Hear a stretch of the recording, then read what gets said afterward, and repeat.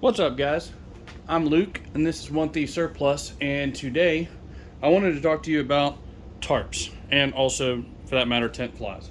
So these tarpaulins, this is a USMC tarpaulin. They started issuing these 15 years ago, thereabouts. These replaced the poncho. These don't have a hole in the middle. These are just a big rectangle, and they're used. Honestly, I use mine more for covering up my pack when I grounded it in the rain than anything else. You can build A-frame shelters, all kinds of different things with them. But what I want to talk to you about today is the nature of the beast of using tarps, and that is holes. So holes can happen for a variety of reasons. Sticks, if you use it as a ground sheet, rocks can poke through it. Something as simple as the wind blowing it when it's under tension can over time cause abrasions and tears. I have two methods that I like. I prefer to utilize for myself, and I use them for different reasons. So the first one is a actual repair tape designed for this. Now this repair tape I actually picked up at like Menards or something, so this stuff's actually been pretty good. The other thing that you can utilize, which is much more common, is silicone caulk. So if the hole's larger, kind of like this right here, looks like this one's more of a tear, I would probably go with the repair tape. For these smaller holes, if I can find it now that I misplaced it, the other thing you want to do is, a lot of times it's easier if you circle the hole with like something like an ink pen. It'll help you not lose it when you're making your repairs. Try and find an ink pen that works. There, so now you can actually see where there's a hole. So the easiest way to find the holes in your tarp is to actually hold it up with a light source on the other side of it and look for pinholes and light coming through the tarp. That's how we do it here. You can build a rack like we have and hang them and put a light underneath and roll the tarp across it. There's a few different ways you can do it. Anyways, now normal wear and tear holes and stuff like this, I would generally utilize this repair tape. It's small, it's lightweight, it's easy to keep in your pack and perform these repairs in the field with it. The one thing I don't like about it, personally, is, and I'm sorry for bumping the tripod there, is tape of any sort can fail if your subsurface that you're attaching it to is not clean and dry.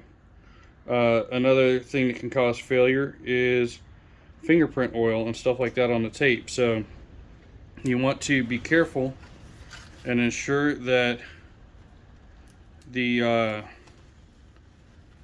hole is covered. You put this on there, make sure there's no wrinkle, get all of the air bubbles out as much as you can. If you look, you want a solid bond there. Any little air bubbles and stuff like that will actually cause failure over time. Moisture will get in there because you're sticking tape on this side, but if you roll it over to the digital side here, there's still a hole there, right?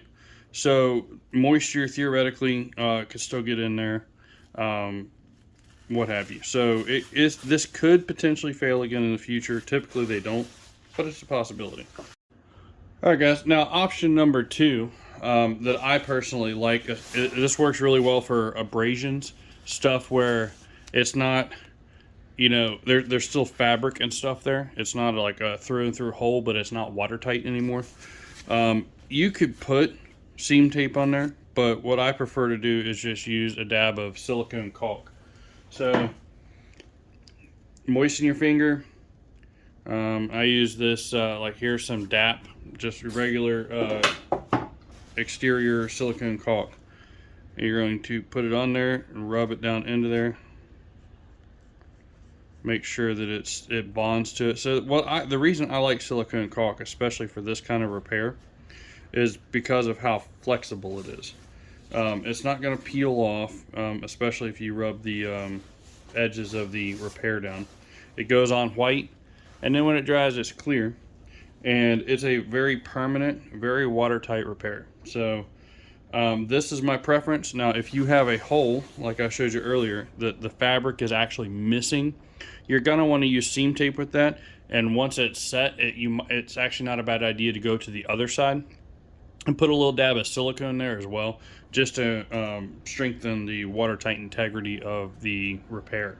These tarps are extremely easy to repair, and that's a good thing because tarps in general can suffer damage pretty easily. So don't be afraid of buying like a grade 2 that has some holes and stuff. As I showed you, it's extremely easy to repair. This tape, this whole big roll of this tape costs like, I don't know, $3 or something. I mean, it's not expensive. And don't quote me on that price because it's been a while since I bought it. I don't actually remember how much it costs, but it's very inexpensive in the grand scheme of things. Especially if you're going to buy one of these tarps, if you use these tarps, you're going to end up putting holes in it anyways. It's just the nature of the beast. And knowing how to quickly and easily repair your stuff and get it back up and running is invaluable. So I hope this helps. Like, share, and subscribe. And as always, guys, please remember to get outside, touch some grass, build some memories with your family, enjoy nature. That's what it's all about. Thanks so much for watching. Stay tuned. We'll have more videos coming your way shortly. Thank you.